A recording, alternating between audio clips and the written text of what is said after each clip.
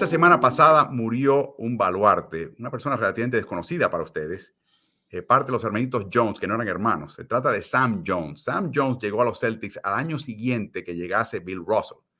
Y cuando llegó, no quería ir a los Celtics. Odió la idea de ir a Celtics. ¿Por qué? Porque el equipo estaba montadísimo, estaba cargado de talento. Y él como novato no se daba cuenta, no estaba seguro que podía permanecer en el equipo. Pero se permaneció. ¿Y de qué manera? Porque vino y fue fichado por Red Auerbach para hacer el relevo de Bill Sharman como el escolta de este equipo. Este señor, aparte de ser un gran tirador, que sería un tirador de triples hoy, con la distancia y el radio que tenía de tiro, era de la vieja escuela, Carlos, en el sentido de que le encantaba lanzar tiros contra la tabla, incluyendo de triples. Imagínense lanzar lo que es lanzar un triple contra la tabla, y la tenía absolutamente medida. Ingresó en el año 57-58 como reserva de Sharman.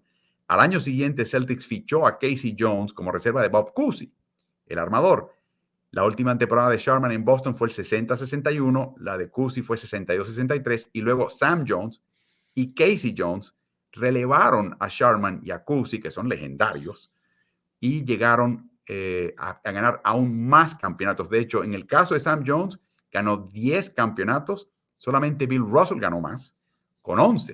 O sea, estamos hablando de una leyenda que murió y que esperamos que descanse en paz, Carlos, pero que prácticamente pasó desapercibido en el mundo de la NBA, el paso de un gran jugador, una leyenda, que no se llama Bill Russell, pero que fue artífice importante de su equipo. Y no creo que lo hayas recordado verlo jugar, Carlos. Yo solamente he visto videos, precisamente cuando uno está chequeando esa dinastía de los Celtics y ve a Bill Russell y entra para ver a distintos jugadores. Lo vi jugar en videos de estos blanco y negro. Hay que hacer la salvedad antes de que nos caiga arriba todo el mundo, Álvaro, que cuando mencionas triple, es que hubiese lanzado a la distancia que hoy día es un triple, claro. hubiese lanzado contra la tabla, porque te van a caer arriba diciendo, el triple no existía en esos años. Y claro, digo, de haber existido la línea, sería un triple la distancia que tenía, el radio de tiro extraordinario, y lo utilizaba de tabla, que eso no lo ves hoy en día. Yo no recuerdo, bueno, a menos que estés RJ Barrett y estás desesperado para liquidar el partido con Boston, que fue lo que hizo, pero generalmente no ves ese tipo de tiro.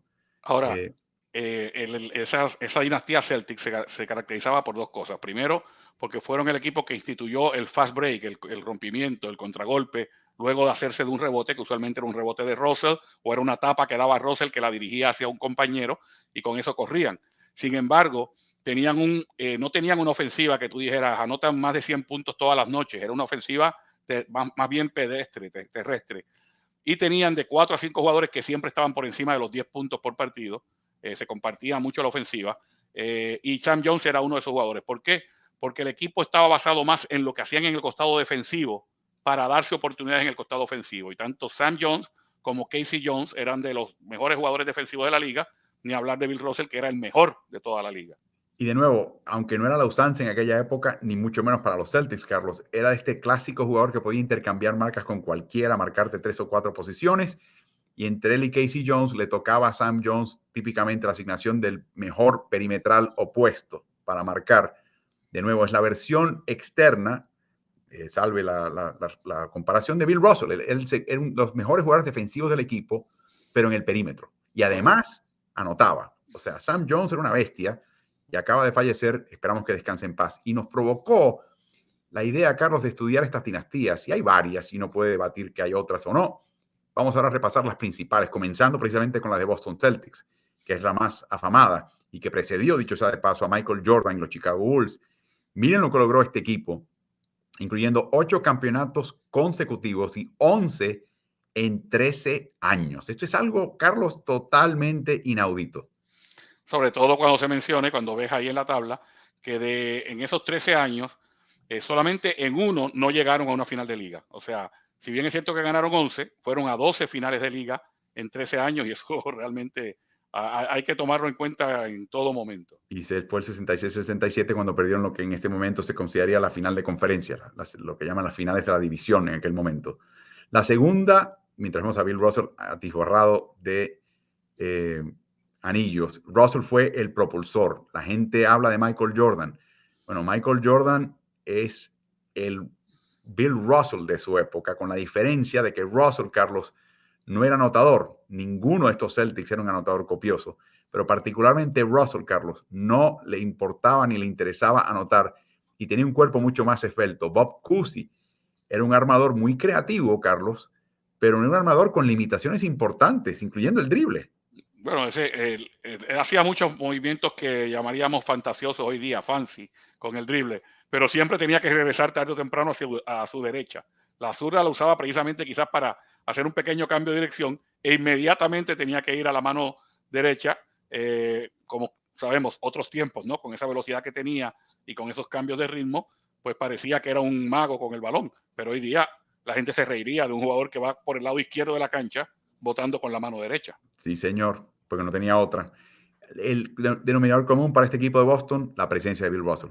Toda esta dinastía se fundamenta en la presencia de Bill Russell. En el último año, no solamente jugando, pero dirigiendo, entrenando como director técnico del equipo, que ganaron ese séptimo partido en Los Ángeles ante su gran némesis, Los Ángeles Lakers.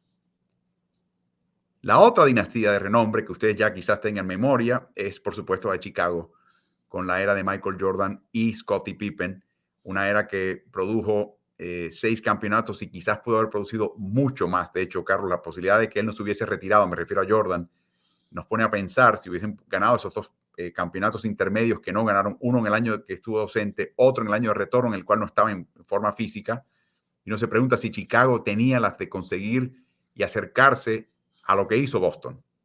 Sí, tú sabes que siempre se habla de esos 2 años que estuvo fuera Michael Jordan, ¿no? Que regresó lo que hubiese sido la segunda temporada, pero en la parte final, y fueron eliminados por el equipo de Orlando Magic.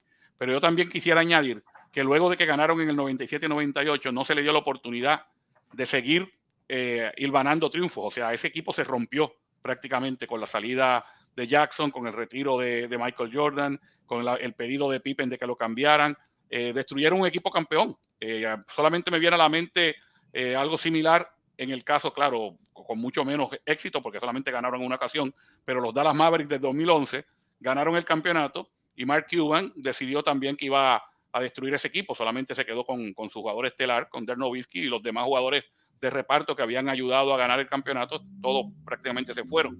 Entonces, en el caso de Chicago Bulls, me parece que no solamente son esos 2 años que prescindieron de los servicios de Jordan, sino que hubiese pasado si hubiesen mantenido ese equipo junto después de su último campeonato. Y de hecho, buen punto que mencionas, porque fue al final de ese año 90 y pico, en el cierre de esa última década del siglo XX, en que ya se empezaron a instituir las reglas del tope salarial. Y ahí empezó a cambiar mucho la composición de un equipo y la capacidad que tenía Chicago de armar un equipo a billetazo limpio, si era posible. La otra dinastía, Carlos, que hay que mencionar, es una que precedió, de hecho, a Michael Jordan y los Chicago Bulls, y es la dinastía en Los Ángeles que armaron Magic Johnson y Kareem Abdul-Jabbar, que ganaron entre ambos 5 campeonatos y llegaron a 4 finales más que no pudieron ganar contra su némesis Boston Celtics. Sí, un equipo que estaba hecho el llamado Showtime, ¿no? Que dirigía Pat Riley, que de hecho antes de la llegada de Pat Riley también habían ganado un campeonato, pero estamos hablando de un equipo que no solamente ganaba, sino que entretenía, que empezó a cambiar la visión y específicamente el fanático que no es de a pie, el fanático casual, empezó a ver ese show, empezó a ver esa carrera, empezó a ver las luces deslumbrantes de Los Ángeles, y muchos se hicieron fanáticos de los Lakers precisamente por este grupo de jugadores. Y es una combinación, Carlos, de ese gancho celestial de Abdul-Jabbar y después ver un jugador espigado de 2 metros 3, 2 metros 5, de Magic Johnson con una creatividad tremenda, buena mano al aro. Un jugador de esa estatura jugando como base armador y repartiendo el bacalao era algo que no se había visto antes en la NBA. Y además, el vértigo del sub y baja, el showtime, todo un espectáculo. Y por eso hay que incluirlos acá. No concentraron los campeonatos y llegaron a ganar 3 en 4 años, pero fue un avance de excelencia sostenida el que tuvo este equipo cuando no tuvieron excelencia en este trecho. Es sencillamente que perdieron un baluarte a un jugador importante en el camino, incluyendo esta final que ven en pantalla, que fue la primera del 80, donde Magic Johnson al final se tuvo que hacer cargo del equipo prácticamente en todas sus manifestaciones. Pero coincide Magic Johnson, coincide al final Kareem Abdul-Jabbar lo que le quedaba. estos son los dos pilares que propulsaron esta dinastía particular de Los Ángeles.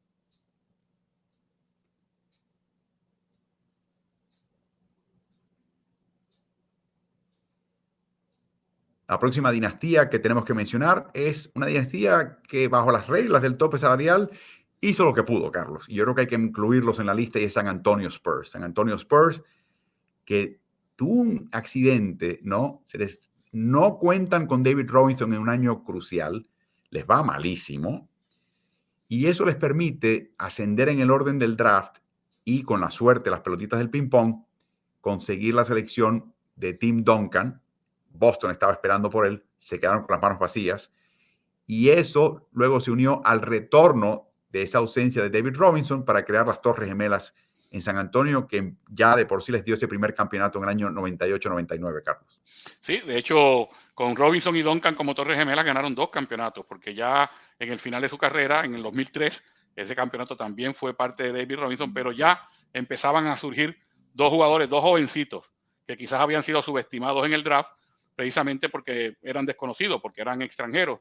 Y me refiero a Manu Ginóbili y a Tony Parker, que estuvieron en ese título del 2003 y luego estuvieron en 3 títulos más para llegar a 5 títulos, lo cual representa sin lugar a dudas también una dinastía. Sí, de nuevo, no tuvieron ese éxito concentrado, sostenido, ganaban cada 2 años en un trecho de este avance. El denominador común fue Duncan, por supuesto, pero fue el hallazgo de Ginóbili y Parker al fondo de la primera vuelta, en el caso de Manu, al fondo de la segunda vuelta, que fue providencial para este equipo, que fue lo que le permitió un mercado chico, sin mucho dinero y sin capacidad de pagar impuestos de lujo, cuando ya empezó a pesar eso en la manera de tú armar equipos, que les dio un equipo elite. Y lo increíble para mí, Carlos, es el sostener todo esto hasta el 2014 con el último campeonato. Para mí ese 2014, ese equipo ya estaba viejo. Y es un equipo que aún así venció a un equipo de Miami todavía en su plenitud y con mayor juventud que ellos ese año. Claro que el que es poco conformista y es hincha de San Antonio dice debieron haber ganado 2 campeonatos consecutivos en esa parte final, porque en el 2013 tenían el partido final ganado, el 6º partido ganado. Sabemos de lo que ocurrió con el triple de Ray Allen que envió el partido a prórroga, perdieron ese partido y perdieron el 7º. Pero San Antonio esos 2 años dieron cátedra precisamente de juego de conjunto, de defensiva en grupo y de cómo se movía el balón una y otra vez hasta marear al rival. Era espectacular. Ese año 2014, las finales fueron espectaculares. Hay otra dinastía que hay que mencionar acá, y esta no es de un equipo, Carlos. Esta es de un jugador. Y yo colocaría el efecto, la impresión que deja esta dinastía prácticamente con cualquiera de las otras que hemos discutido antes. Yo creo que a nivel de logro es algo extraordinario. Es LeBron James, Carlos. LeBron James pasando de Miami a Cleveland, de hecho, de Cleveland a Miami a Cleveland, y con distintos repartos, más talento en Miami, menos en Cleveland, pasa a jugar 8 finales consecutivas, no importa el equipo y el uniforme que porte. ¿Qué te pareció eso? No, increíble, de verdad que como para un jugador, para un logro individual, es muy difícil superar ese, ¿no? Obviamente habría que remontarse a lo que hacía Bill Russell, que prácticamente estar en la cancha era una garantía de que iba a ir a una final. Pero en estos tiempos que estamos viviendo, que un jugador pueda con distintos grupos, con distintos equipos, en unas ocasiones con más talento, en otras ocasiones con menos talento, estar yendo a las finales continuamente, ya más allá ganar 4 títulos, pero la gente a veces hasta le toma eso en cuenta como negativo. Dice, pero es que llega a finales y no las gana. Pero ¿sabes lo difícil que es llegar a finales con distintos equipos, con distintos grupos, en ocasiones cuando no se espera nada de ti, en otras ocasiones cuando te están dando el título desde el principio? O sea, distintos tipos de presión. Y LeBron James se ha mantenido siempre en el tope, ¿no? Y llegando a lo que quisiera llegar todo el mundo. Mucha gente quisiera llegar a una final y ganar un campeonato. Imagínate cuando llegas a 8 consecutivos. Y de nuevo hay que mencionar, Carlos, que si tú quieres sacar la lista de jugadores que han llegado a 8 finales consecutivas, sea con un equipo único o con varios equipos, pero 8 consecutivas, ahí salpica un par de Celtics, pon a LeBron y para de contar. Correcto. O sea, ninguno de los otros, ni Duncan, ni Magic, ni Jordan, ni Karim Abdul-Jabbar, nadie está en esa lista. Por eso es que este logro es tan impresionante. Y todo esto nos lleva a la posibilidad Carlos, de examinar la dinastía actual, la que vimos jugar el sábado, todavía en ciernes, y tiene Golden State Warriors la misma situación o una muy parecida a la que vivió el equipo de San Antonio en el caso de Robinson. Ausencias importantes. Primero la de Klay Thompson por 2 años. Luego la baja de Kevin Durant, pues se va a la agencia libre. Y además una lesión de mano de Steph Curry que les permitió seleccionar a jugadores de mucha proyección y mucho talento jóvenes. Y la decisión este año, Carlos, pese a la presión impuesta en parte por Curry y por Draymond Green, de, hey, tenemos estos jovencitos, ¿por quién los traspasamos para poder conseguir a alguien de calibre acá, veterano, condecorado? Y Bob Myers, gerente general, la gerencia de este equipo, los dueños dijeron, no. Vamos a intentar algo que pocos equipos han hecho, quizás el único, Boston.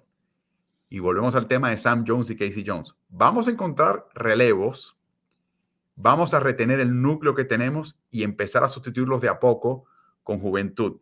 Por ejemplo, Stephen Curry, 33 años de edad. Klay Thompson, 31 años de edad. Draymond Green, 31 años de edad, que son años de Can en el caso de Draymond. Detrás de ellos vienen Jonathan Kuminga, 19 años de edad. Moses Moody, 19 años de edad. James Wiseman, 20 años de edad. Y esto es lo que ha logrado este equipo en la era de Curry. Y por supuesto ven el 20-19-20 y 20-20-21, ni siquiera clasificaron a los playoffs. Pero esas bajas les permitió a ellos ascender en el draft y conseguir ese talento. Hicieron un traspaso, también contrataron a D'Angelo Russell, lo traspasan a Minnesota, a cambio les llegó una selección alta de primera vuelta, con la cual ficharon a Kuminga con la 7ª vuelta del último draft. Así que pudieron conseguir a Wiseman también y a Moody. A Moody, a Wiseman. O sea, todo este grupo, Carlos, Moody con la 14ª, Wiseman con la 2ª, todo este grupo está ahí. La otra cosa que hay que mencionar es que para que tenga una idea cómo está pensando este equipo de Golden State, está pensando dinásticamente, está pensando en el futuro y en el presente. Tienen un plan. Aquí están las herramientas. Primero, los pibes, los chamacos, al G League tan pronto puedas para que jueguen. Recuerden el año pasado lo que hizo Jordan Poole, que vino mucho mejor de esa pasantía larga en el G League. Número 2, a estudiar video. Pero no estudiar video con cualquiera, estudiar video con entrenadores y con Draymond Green, Klay Thompson y Stephen Curry. O sea, leyenda. Perdón, se me olvida. Y Andre Iguodala, que es un factor importante aquí también. Luego traen y atraen entrenadores asistentes que son notables por su capacidad de desarrollar talento. Kenny Atkinson, que es excelente, estuvo desarrollando talento en Atlanta y por supuesto como técnico en Brooklyn. Y también Carlos Dejan, a ver si consigo el apellido bien, Dejan Milojevic. ¿Quién es Dejan Milojevic? Es un entrenador asistente de Golden State este año. ¿Quién es él?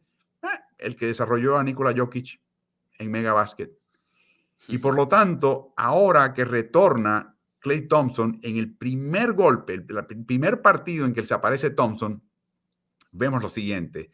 Estas son las alineaciones y es verdad que son muy pocos minutos. Francamente, cualquier cosa que tenga menos de 10 minutos no cuenta, pero es el primer golpe. Y puedes ver que solamente la alineación de Curry y Thompson con Wiggins, Toscano y Looney es la que le da mayor rendimiento a este equipo. Y esa fue la alineación con la cual hoy Golden State abrió contra Memphis. La de Curry, Thompson, Wiggins, Toscano y Looney.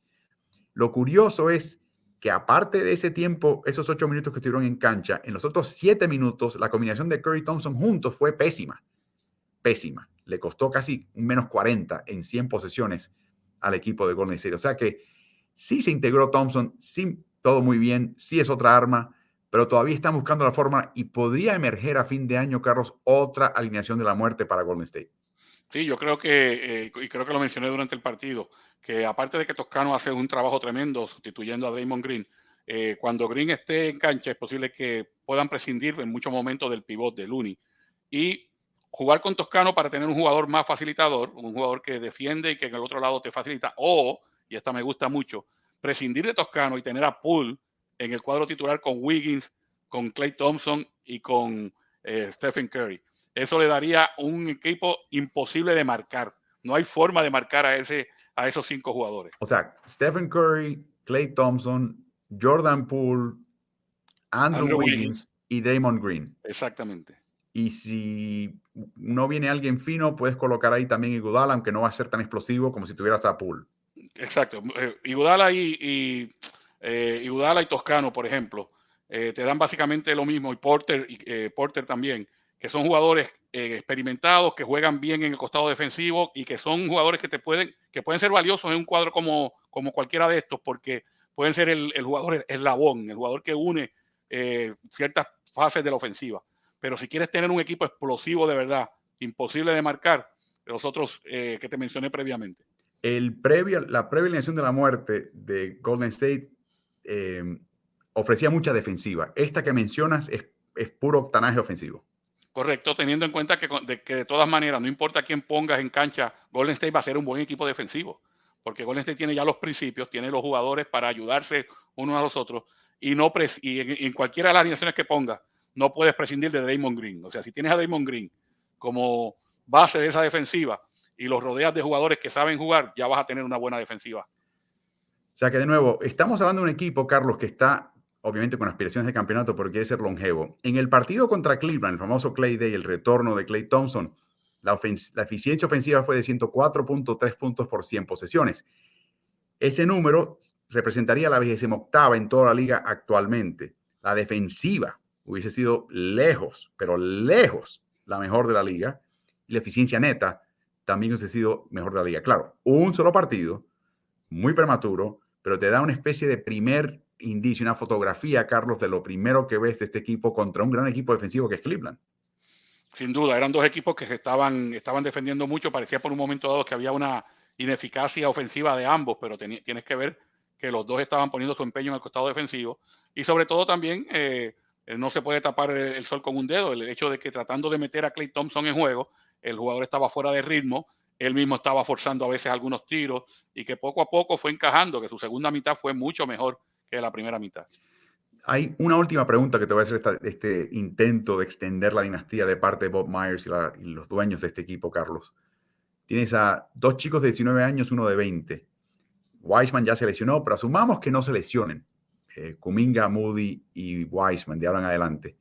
¿Cuánto tiempo crees que les va a tomar a ellos de experiencia ser un jugador que pertenezca a este grupo y que sea un contribuyente neto al grupo, no un aprendiz, sino un contribuyente neto a este grupo? Bueno, depende mucho del tiempo de juego que le den, porque tú puedes trabajarlo mucho en prácticas, puedes trabajar mucho con videos, pueden bajarte a la G-League donde vas a jugar vas a tener mucha confianza, pero vas a jugar contra un nivel de competencia inferior. Y para desarrollarte no hay otra cosa mejor que ver minutos importantes en la liga fuerte, en la NBA. Entonces yo creo que va a depender mucho, ese desarrollo va a depender de cuánto tiempo de juego le den a cada uno de estos muchachos, que en el caso de Wiseman, como mencionas, ha estado lesionado, pero a Kuminga le han estado dando poco tiempo de juego. Cuando juega, inmediatamente impresiona esa capacidad atlética que tiene. Y me parece que fue interesante y fue importante, no solamente por las selecciones en el draft que pudo tener Golden State, el hecho de que tuvieran esos 2 años malos, sin Clay, la ida de Durant, un año que prácticamente no jugó Stephen Curry, porque le dio oportunidad a otros jugadores de ver acción, ya fuera perdiendo partidos, porque perdieron muchísimo en ese primer año. Toscano. Exactamente, pero jugaron y estaban jugando en el sistema, se estaban empapando del esquema de Steve Kerr y hoy día todos ellos son contribuyentes importantes. Así que vamos a ver, porque Carlos, están haciendo algo verdaderamente inusual. Hay que mencionar un pequeño detalle también que es importante en esta discusión. Hablamos del impacto del tope salarial. Bueno, a veces Golden State no le afecta la fuerza de gravedad porque están dispuestos a pagar un impuesto de lujo. De hecho, están pagando año tras año el más alto en toda la liga. El de este año es un récord. Así que el equipo está dispuesto a sobregirarse en cuanto a la nómina y en cuanto al pago a la liga con tal de retener este núcleo. Pero la clave será cuando este grupo de jóvenes de aquí a 4 o 5 años empiecen a buscar su segundo contrato. Ahí vas a tener, si despuntan, que pagarles dinero importante.